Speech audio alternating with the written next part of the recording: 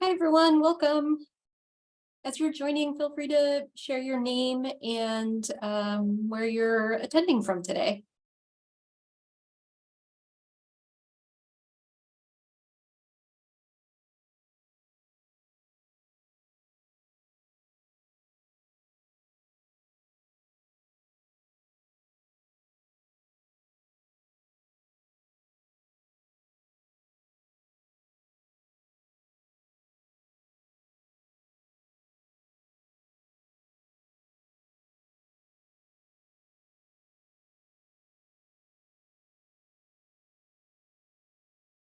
That's great. A variety of people. We'll go ahead and get started because it is 12:15 Central Time or 1:15 Eastern Time, depending on where you're joining us from. Welcome. My name is Veronica Ariana Douglas. I am on COM program planning and steering committees, and I will be moderating this session. I am excited to welcome our presenter today, Kate. And I'm going to make sure I have your name pronounced correctly. Flewelling, is that right? That's exactly right. Yeah, excellent. It's important to get names right. So welcome, Kate. Let's see. Kate is director of the Alumni Medical Library on the Boston University Medical Campus. This particular session, is this being recorded, Kate? Did you? It is. This? Yes. Okay, wonderful. So this session is being recorded. Captions are available during the session by clicking on the live CC button at the bottom of your Zoom window. You might want to double check and make sure it isn't hidden under the More tab because we've been seeing that a little bit. If you have any questions at all, please do use the Q&A feature within Zoom, which is also at the bottom of the screen. And you're welcome to use the chat for general comments as well as technical issues. We'll also be adding in links throughout the presentation. That's specifically Danielle will be doing that. So also, if you think of related readings, podcasts, videos, or other resources that might be beneficial for COM attendees, please do share it with us in the COM's recommended resources shared Zotero. And that link will be coming soon. And then lastly, we want to remind folks about the conference code of conduct. And I want to take a moment really briefly on behalf of steering committee to make a couple of comments about that. So as we approach the end of the conference, we definitely want to remind you about the code of conduct. And please remember that this extends to all conference spaces, including our session evaluations. We are all here to learn together, and we hope that everyone can engage in feedback in that spirit of kindness and growth. We are sorry to share that some of the comments we've received on presentation feedback forms so far don't exemplify the spirit of COM, and some of them are straight up insulting, mean-spirited, or derogatory. We ask that you please remember that your words have an impact, and that while constructive and challenging criticism is welcome, if you can't abide by that, please refrain from leaving comments. I want to thank everyone for their care and attention. Thank Kate for putting together what I know is going to be a wonderful session. So with all of that, I will pass things over to Kate. Thank you, Veronica, for that introduction, and thanks for tech support and our captioner. I've got to say, the COM conference is one of the best organized conferences, not only that I've presented at, but that I've attended. So I really appreciate everybody's work in making this such a great conference.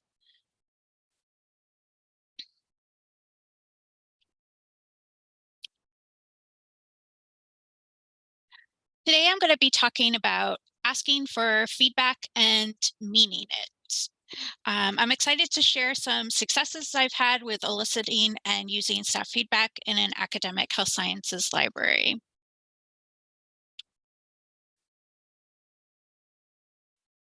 As Veronica mentioned, this session will be recorded. I'm going to start with setting the stage by describing the environment I came into 2 years ago when I became a new director. We'll also have our first 2 discussion questions. Then I'll talk about how to create an environment where staff feel comfortable. The bulk of the presentation will be some examples of how I've solicited feedback, and we'll crowdsource your examples as well. Then we'll open up for discussion and your questions. I want to add a few assumptions before I get started. First off is I don't have the answers. This conference and this presentation is peer-to-peer, and so I expect to learn as much from the discussion as you will learn from my presentation. My perspective is just that, one library leader's perspective. Your experience may vary depending on your background, your positionality at your library, or other factors. When I talk about library staff, I mean everybody who works in the library.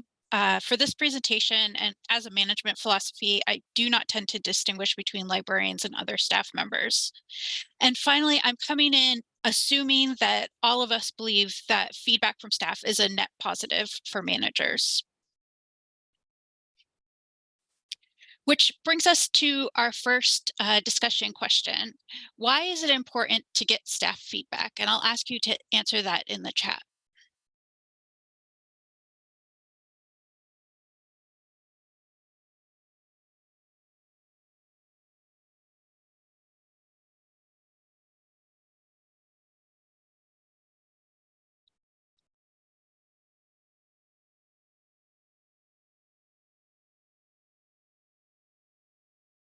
Blind spots, continuous improvement, to value all perspectives.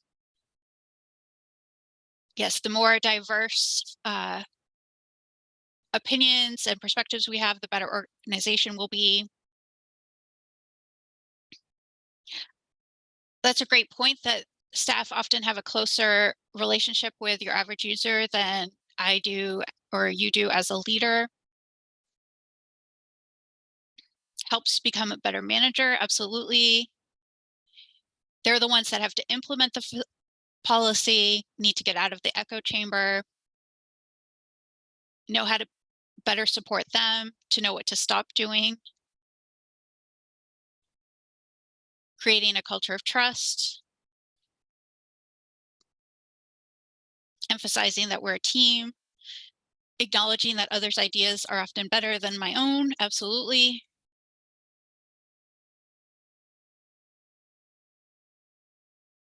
Front lines, increased engagement, all good things.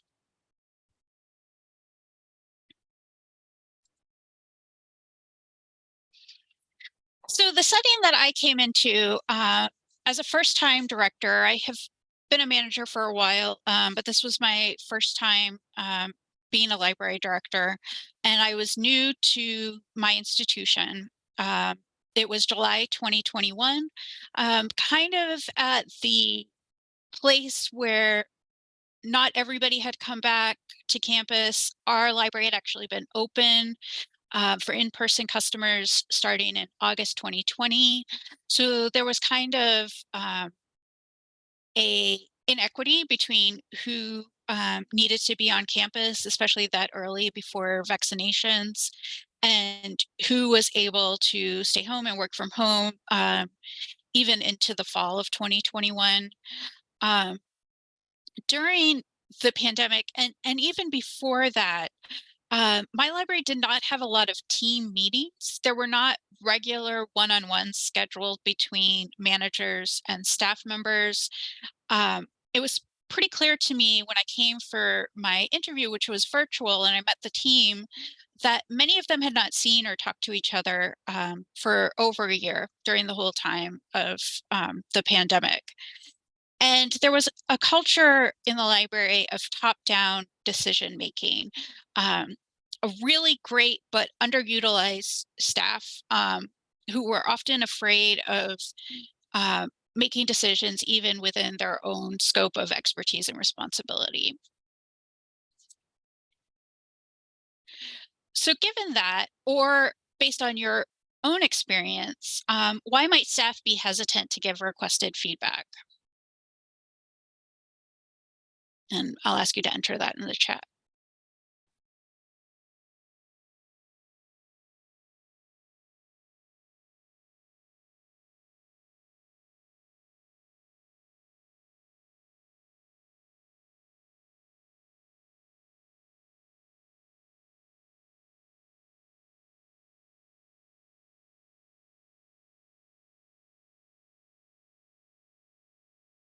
Nothing changes, have been burned before, fear, feedback's been used against them in the past, poor communication, feeling like it won't be listened to or act on, it would be ignored, low morale, very risky,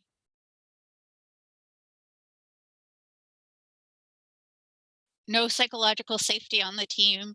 That's a great phrase, which we'll get to in just a minute. Performative, yeah.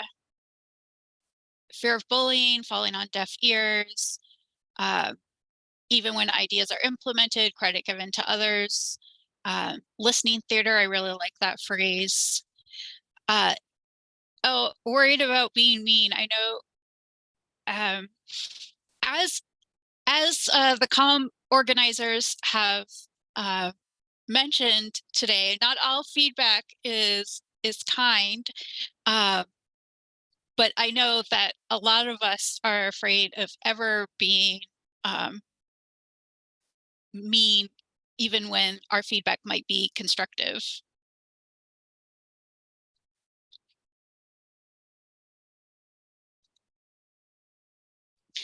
My favorite management resource is the Ask a Manager blog. I'm sure a lot of you, or many of you, are also readers of it.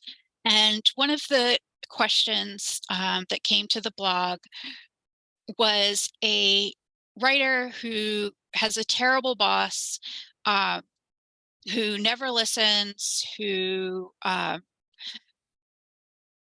really just isn't a good person or a good manager. And so the letter writer asked Allison, the author of Ask a Manager, um, should she be honest on a manager's 360 evaluation when, in this case, especially the request for feedback was not going to be anonymous. So Allison says, here's the thing about managers soliciting feedback from their teams. The ones who truly want it and will use it well make a point of demonstrating repeatedly over time that it is safe for their teams to be honest with them. They do that by regularly inviting dissent, welcoming opinions that are different from their own, and thanking people who speak up when they disagree. They don't blow up or throw tantrums when they hear something they don't like. However, the problem is that as an employee, the risk to you is high if you misjudge the type of manager you're dealing with. Then there's a matter of whose feedback is worth listening to from the perspective of the management, and who is either never asked for feedback or doesn't trust that their feedback will be listened to and acted upon. I highly recommend the really important paper that Glusker et al. Published in the Journal of Library Administration a year or two ago, called View as Equals, the Impacts of Library Organizational Cultures and Management on Library Staff Morale. If you have not read their important study, I highly recommend it. And this is a quote from one of their research participants. They just did that without talking to us about it. So, and then afterward, they were like, if you have feelings about it, we can talk about that, we love your info, we love your ideas. And the three of us kind of were like, well, you didn't ask for our ideas before, so I'm happy to share them with you, but it doesn't feel like it's going to change anything that's already been decided. So with stuff like that, I'm kind of not that satisfied. Even beforehand, there's a feeling in the library that faculty, that is librarian opinions, really get listened to, and staff opinions sometimes get listened to when it's to the advantage of the admin or the faculty. But it's hard because admin and everybody else says they want to listen, but whether we will actually see an outcome to that is not always clear. Now it's hard for me to listen with a genuine ear to what the admin has to say. And some of you were getting to this idea, and somebody even mentioned it specifically, but the major reason why people don't give feedback is because they don't feel it's safe to do so. And in order for people to feel safe, there needs to be an idea of psychological safety, not only individual, but as a team. And psychological safety is a shared belief held by members of a team that it's okay to take risks, to express their ideas and concerns, to speak up with questions, and to admit mistakes, all without fear of negative consequences.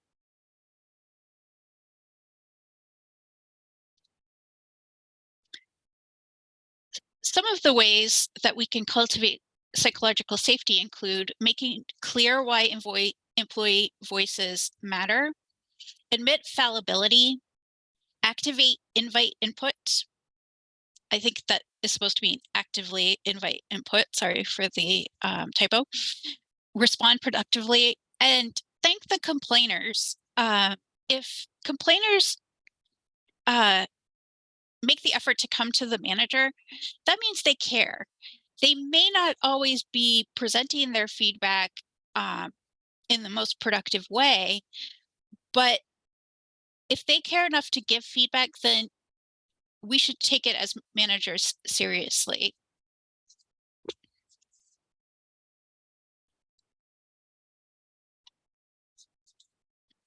And this great quote from Muellmans and Matlin from the Journal of Library Leadership and Management calls on us to just believe. Believe library workers when they ask questions, express concerns, or provide feedback. Take them seriously and consider not only what they are saying, but why they are saying it.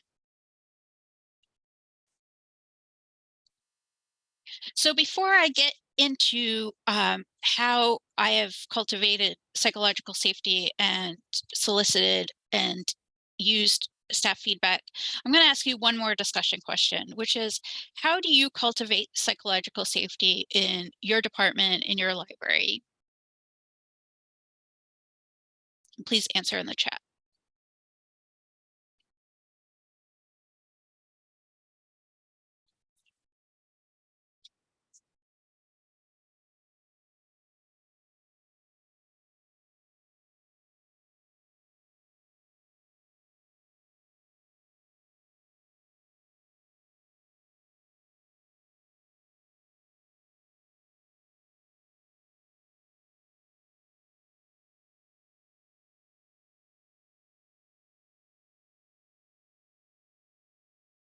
Active listening, admitting mistakes, provide opportunities for people to talk without interrupting, responding immediately, reframing mistakes and failure as learning and growth,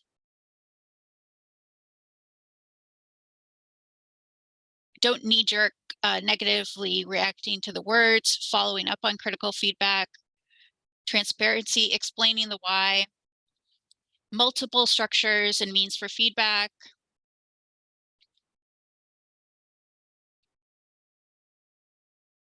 prove every day that I'm also a human with flaws, keep confidences, I like that one,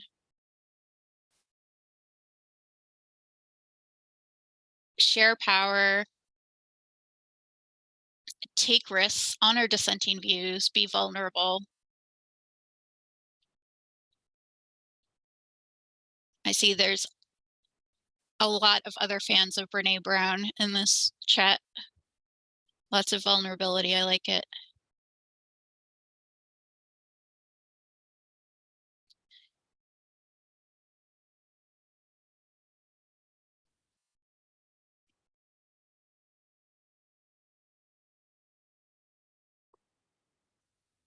my leadership values are actually pretty well aligned for the purpose of cultivating psychological safety.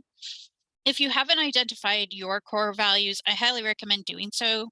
These are the things that I fall back on when making difficult decisions. And that is kindness, authenticity, transparency, and trust. And trust not only in cultivating trust of me, but I hear a lot of people say that trust is something that needs to be earned.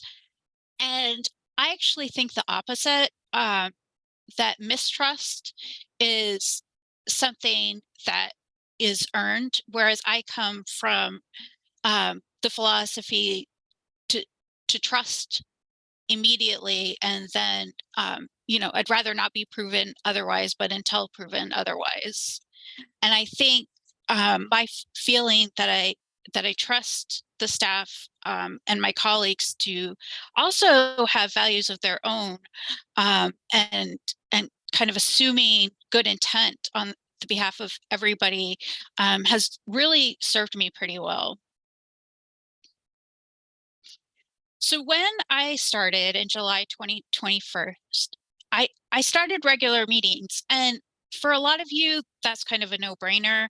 But like I said previously, that was not the culture in this library at all. Um, they had very, very few staff meetings. So I started by doing an introductory email, um, kind of setting the stage for a little bit about my values and how excited I was to work with the team, some things that I specifically was excited about, that I knew that they were already doing. I started one-on-ones. First, I did one-on-ones with every member of the staff, and then I'm a big proponent of regular short one-on-ones. People sometimes say, well, I don't have enough to fill an hour. My typical one-on-ones with my direct reports are a half hour. Sometimes they're not even that long.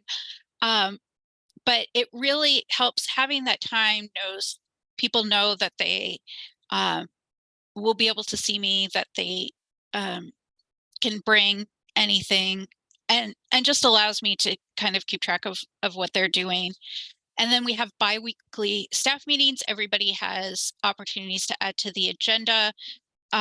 We always have time for staff Q&A, to answer any questions they have or to bring up any concerns. Um, Everybody also speaks at staff meeting when they do a professional development opportunity. So people are um, very accustomed now to speaking up during staff meetings. And I also established a management council of the senior and middle managers of the library, to get their feedback as for me, but also to more regularly hear the concerns of the staff filtered through them.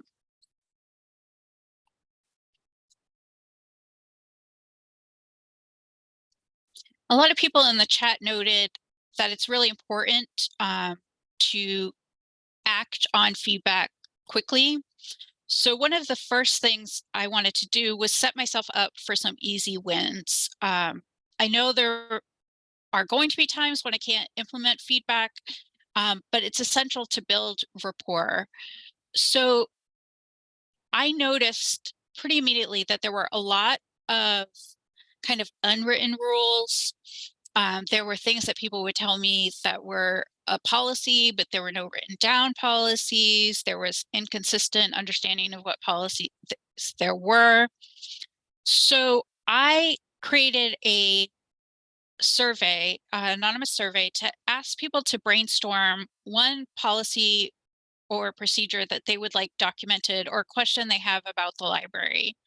This also gave them the opportunity to ask questions that might seem basic, without feeling like they might be seen as stupid for not knowing the answer to the question. Once we had this, I took out the duplicates and created a ranking survey for folks to put in order the brainstorming ideas in the order of importance and prioritization. There were a lot of things that in one meeting I could really address. For example, a dress code. This was one of those unwritten rules that was enforced inconsistently and equitably.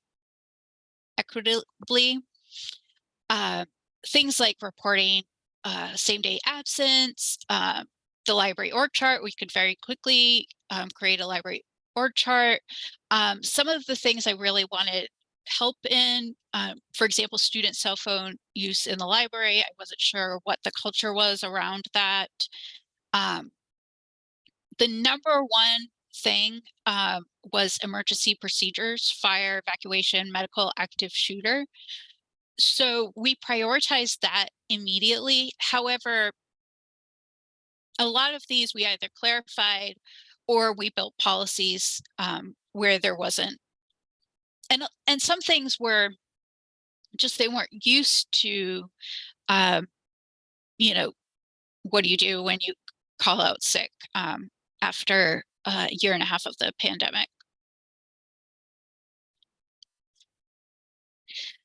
People really like to work with each other. I've especially, I mean, this team that I have currently really do. So the biggest way that I solicit staff feedback is through committees. None of these existed prior to my starting. Because the number one identified policy and procedure question was on emergency preparedness, I created an emergency preparedness team that now do emergency preparedness walks around the library for new staff members. We've invited people from public safety, from fire safety and others as special guests for our staff meeting. And we've created plans, for example, evacuation plans and where we're going to meet. Previously, all searches were done by the director and maybe the assistant director. I created search committees. It doesn't matter what level we are searching for. The search committees are always have representation by both librarians and other staff, leadership and non-leadership. And all candidates are also have a meeting with all staff so everybody can give feedback. Strategic planning was something that I wanted to do quickly, but not right away because I really wanted to develop the psychological safety. I also wanted to hire an associate director who would lead this process. And the university had just come out with a new strategic plan that we were able to align our activities with. Again, we had a committee that had representation from the management council, from librarians, and from other staff. We also had multiple brainstorming processes, both anonymous and in person, for staff members to provide feedback. Every time now that we have a new service, we do an implementation team that usually includes the people who are actively implementing the new service, for example, a new course reserve service, with somebody from our liaison department uh, and other people interested. And usually we do call for volunteers for all of these. And then we've started to do fun things, these special events. So we had the library's first open house last fall. It doubled as a launch of a strategic plan. And we had different people giving tours, people welcoming folks, people doing presentations, people in charge of decorations, doing small exhibits, creating posters around the library with fun facts about the library. We're currently looking forward to hosting a National Library of Medicine touring exhibition, and we have a special events team planning that. So, and anytime really that the liaison librarians have an outreach opportunity, for example, we brought in the public library to sign up students for electronic public library cards. We have other staff, including access services staff and technical services staff, who volunteer for those events to make sure that everybody's included.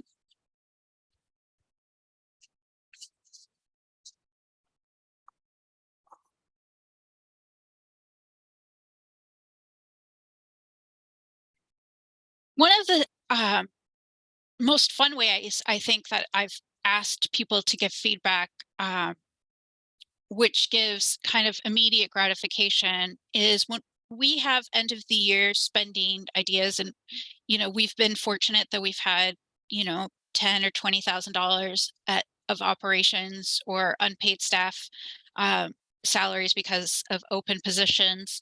We ask the staff to help us fill in a spreadsheet of their wish list of how they would like us to spend our end of year spending. So last year, it was a lot of realizing that some of our printers that staff were using were 25 years old, and their desktop computers were 15 years old.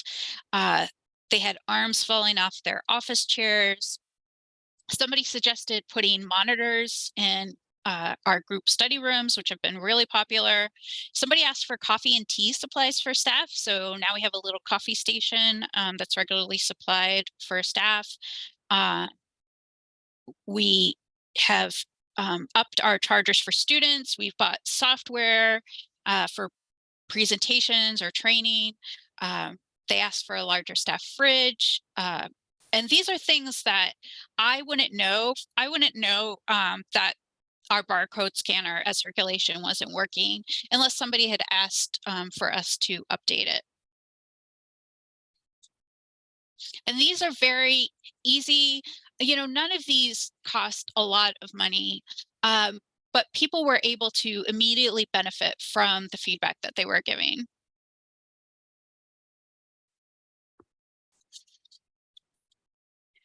Now, I did all of this hoping to build up some of the psychological safety.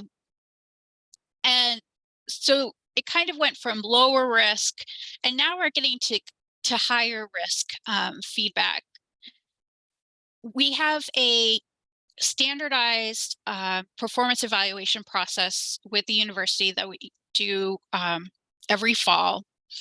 But I created a self-appraisal for performance evaluations, and now people pretty much write their own evaluations besides some additional information that the supervisor might input. So the self-appraisal form lists their previous year's goals and areas of improvement, and then asks for them to list activities that they've done to meet the goal. If they did not meet the goal, briefly explain why. They have a chance to list any other accomplishments from this year. Now that we have the strategic plan that we implemented a year ago, I asked them to please list 2 to 3 strategic plan action items that they would like to work on in 2023 and why they chose them. And supervisors then work with them to develop these items into goals for your evaluation.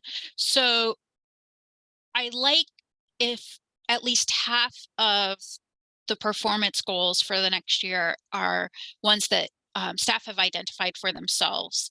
And then we ask for what resources support do you need to accomplish your 2023 goals. That could be financial resources, time, mentorship, additional professional development, or whatever else they need to be successful in the next year. So here's where it gets riskier. This year, for the first time, I've asked them to contribute to the performance evaluations of their supervisors. And I find that, and I found this through trial and error, that people are hesitant to give feedback on a specific person. So I try to frame it in asking for advice on how management could improve. And now I found these 2 questions that that now I've started to use a couple of times and has been really successful at getting some good feedback. And that is, how happy are you at work? And what can I do to make you happier? And people think about it, um, and they often kind of um, do some protective language. Well, overall, I'm really happy, but, and I know my supervisor is really busy, but, um, and I really try to give them, through talking and asking additional follow-ups, what can I do to make them happier at work? I live in a high cost of living area. People always mention salary, but that's not the first thing that they mention. It's it could be any number of things. They share an office, so they don't feel like they have room to have online consultations, or um, they feel like they don't have the software they need, or specific things about their supervisors.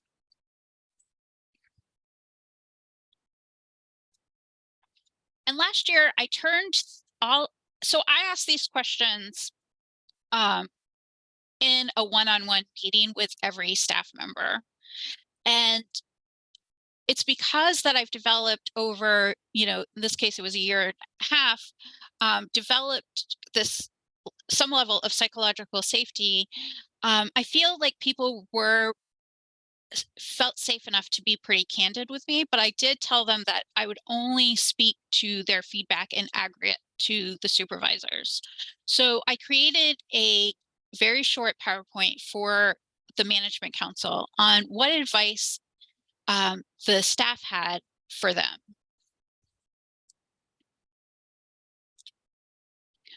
So there were a lot of things they liked. They liked it when there were frequent check-ins, weekly one-on-ones. They asked for agendas for group meetings. They like clear deliverables with regular follow-up.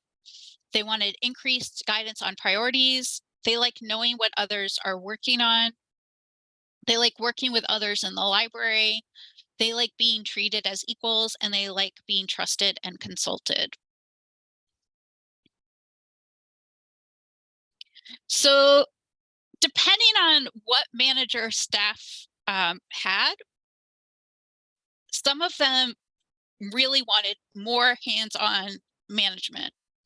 Others, either from past experience or current experience, felt like they were being micromanaged. But everybody said they did not like being talked down to or lectured.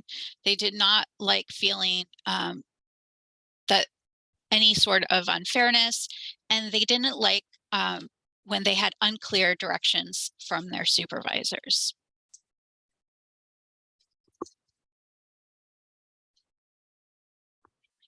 So now I'd like to go back to our discussion, now that I've provided you with my case study, and I'm just going to stop sharing for a minute. And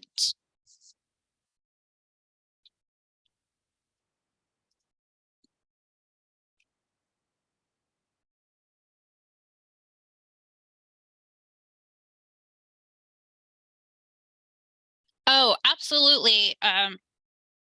For the person who just said, conflicting feedback can be really problematic, especially when it's animized. I absolutely agree, but I also feel that there is a balance between micromanager and and totally hands off.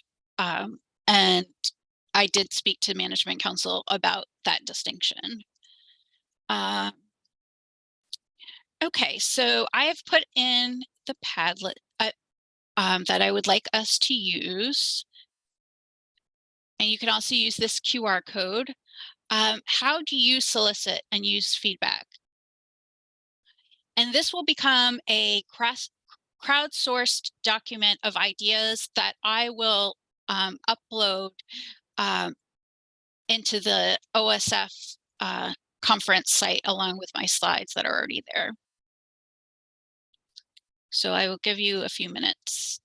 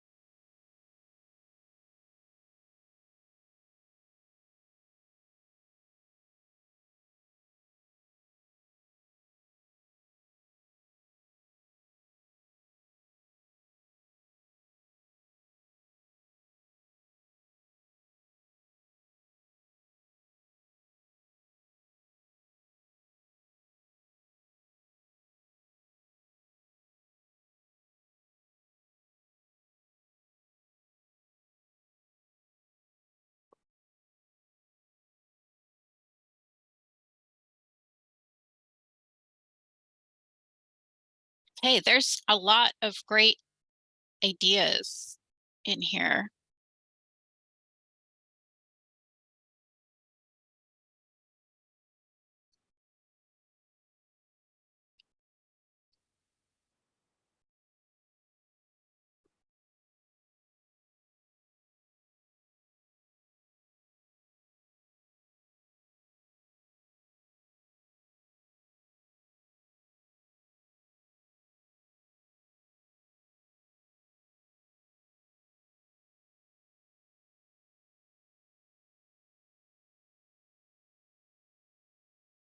Lots of informal chats, one-on-ones, anonymous Google forms or surveys, skip level meetings. That is when you meet with your direct reports, or your supervisor's supervisor.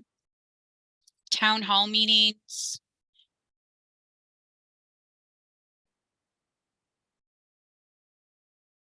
Asking specific questions based on feedback. So compared to last year, has my communication improved? Asking what roadblocks they have in their work. What can I do to pass them? Process improvement tracker, group brainstorming.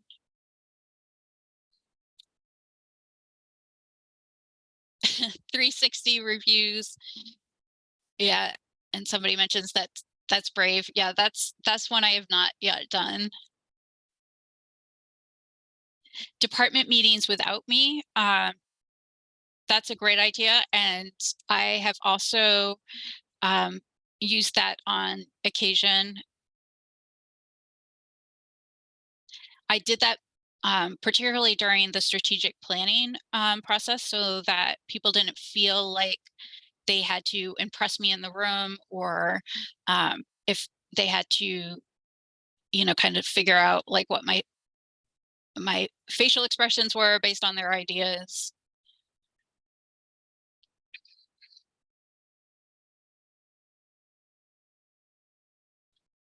Okay, this is great. And like I said, I will turn this into a PDF and add it to my slides on the OSF page.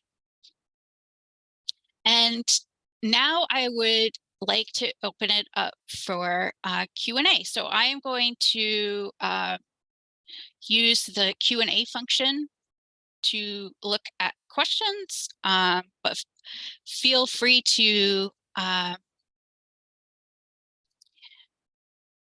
continue chatting amongst yourselves in the chat box. Okay. How do you provide feedback as a middle manager up to your administrators? That is critical. If it's not solicited, or as was shown in your example, is solicited after a decision has already been made. That's a little bit beyond the scope of this presentation, but I would definitely suggest looking up literature about managing up. It is definitely more risky to provide unsolicited feedback than it is solicited feedback. But there are definitely ways to do it. And I would definitely suggest looking up. There's a lot of stuff about managing up, and I can sort by most upvotes. Oh, I can.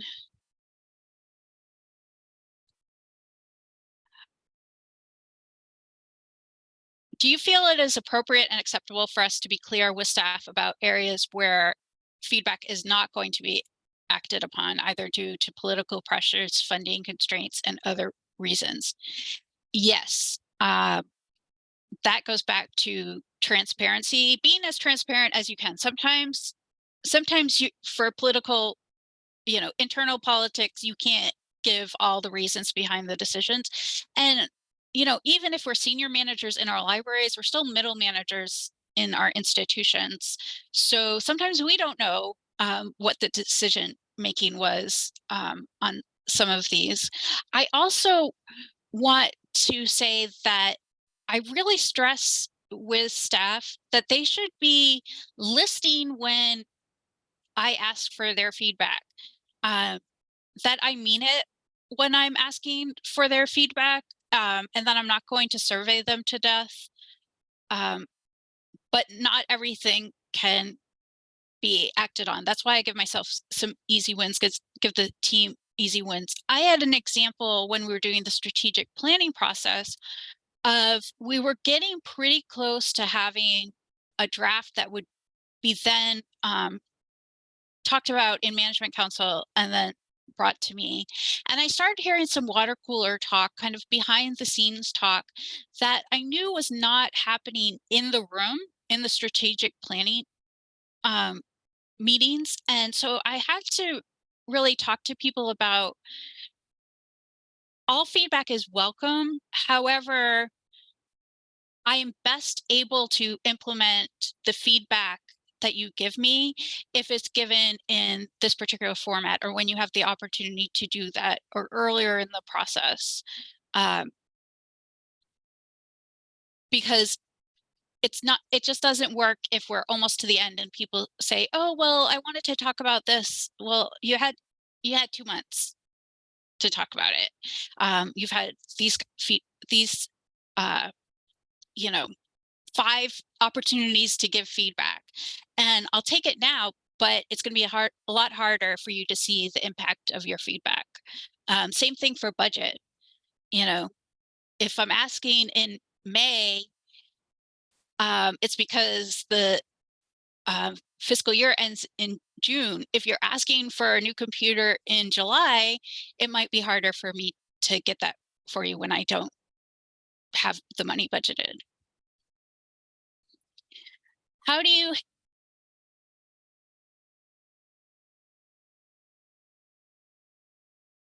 you handle employees who only ever complain and never offer suggestions or solutions?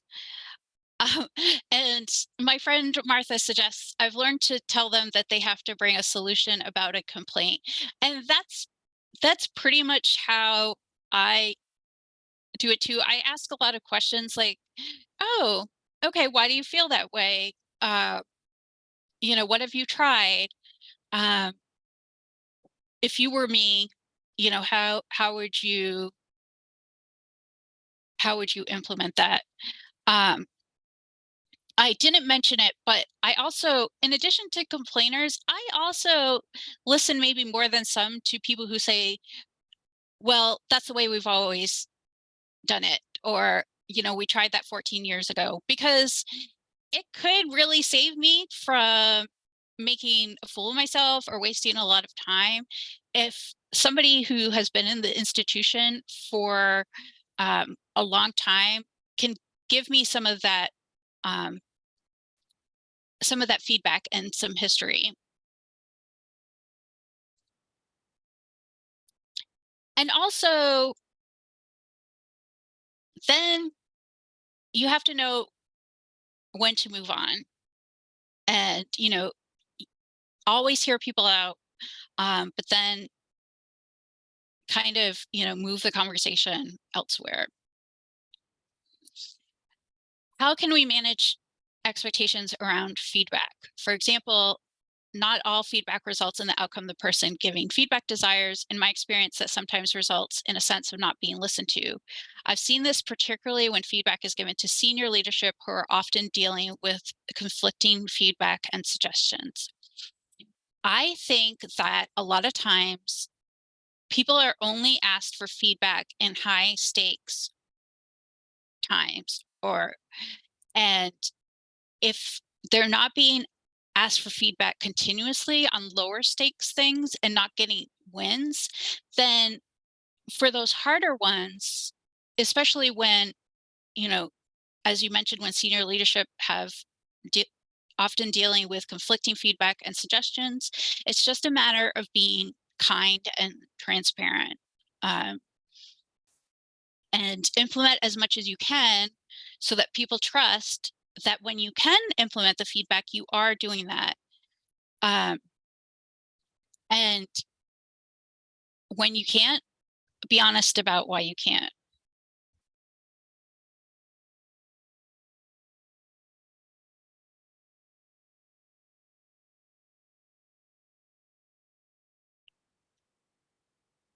And Laura says, I think it can help to be very clear about how a decision was made and what factors went into the decision. Sharing this information before you ask for feedback is helpful, then after the decision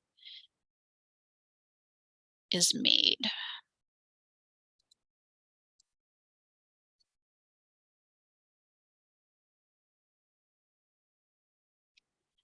How do you continue to work with and include the employee who has broken your trust so that they feel heard and valued while not giving them resources to sabotage initiatives and colleagues? Um,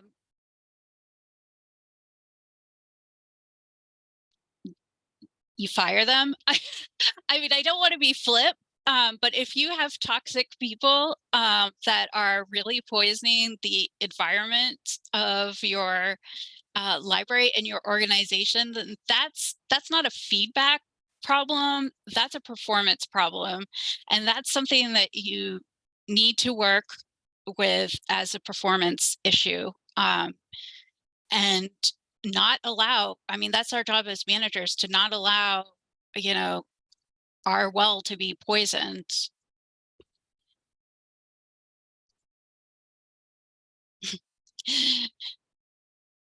It can work. It can work, Sarah. There are also, it's not easy, and I know, and I say this, I am in a staff-only library. All our librarians are staff members, and we are not unionized. Um, so I understand that other people would have um, other factors, and I was being flip, but you you do treat it as a performance issue, and there are many ways to deal with a performance issue that doesn't necessarily lead to asking somebody to leave. And sometimes people just do need to be heard. So maybe they have never been heard. Hear them out. Um, but then, there comes a time that you have to move on.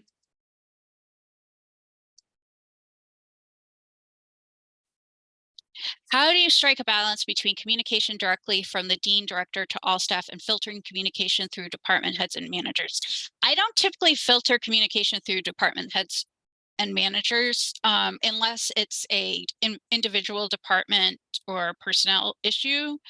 I'm typically getting communication up through um, the department heads or managers, or I am bringing something that I need help, as a manager to talk to other managers about, or somebody brings up an idea and we talk through as managers.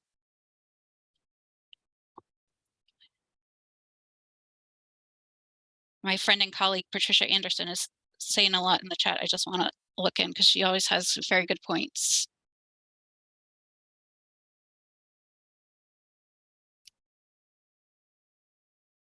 Some people just hate having to respond and wait to see if someone else will say what they're thinking. Yeah, that's true. Okay, 5 more minutes.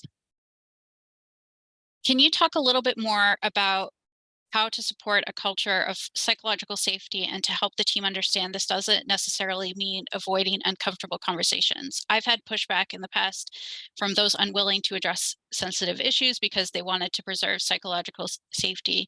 Okay, so psychological safety does not equal toxic positivity. Okay, there's a difference.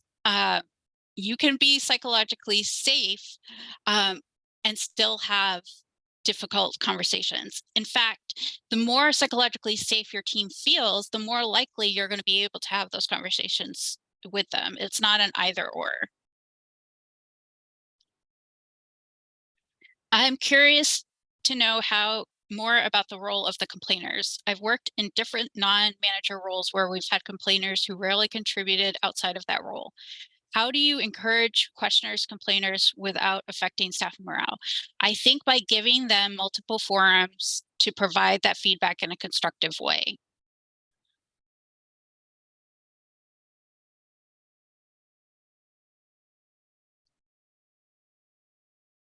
Oh, I really like this point in the chat. Unionized workplaces performance problems management is actually really great because the contract will give a lot of guidance about how to, for example, exercise progressive discipline. Yeah, that's great. That's not a perspective I thought about. For a place that does not routinely collect feedback from staff and with a deep history of distrust of management, lack of psychological safety, what would be a good starting point? For example, should there be a way to provide feedback anonymously? Yes, I have mixed feelings about providing feedback anonymously only because I can't follow up with people on the feedback. But however, you need to be able to build trust to a point where people feel comfortable providing non-anonymous feedback.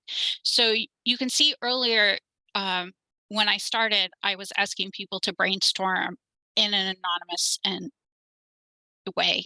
And then we move up to the point of it being less anonymous so that I can really tailor um, what we do to a particular staff member's concerns.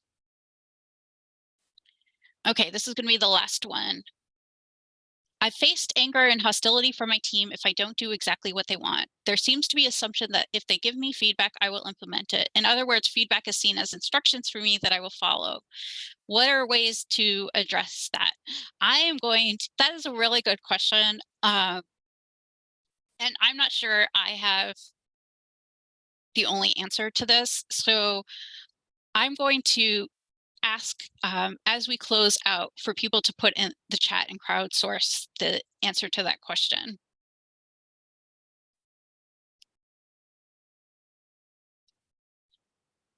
How do we get staff members to not think of feedback as instructions to the supervisor?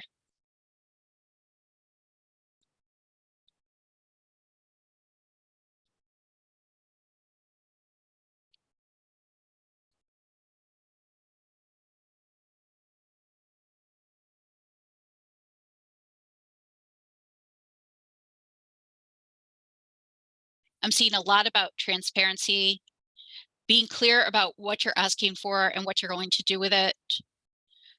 Take seriously, be upfront. And ultimately the buck stops with the manager.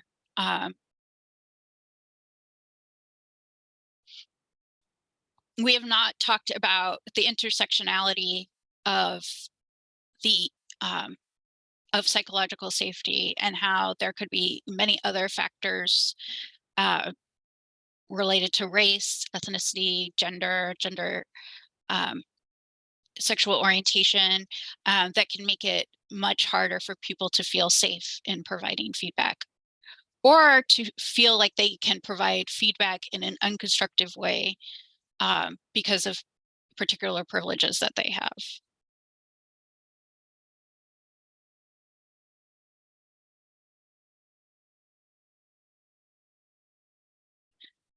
I like that. I'm not going for consensus here because this isn't the time. I'm trying to get the best possible information, and then I will use my judgment to make the final decision.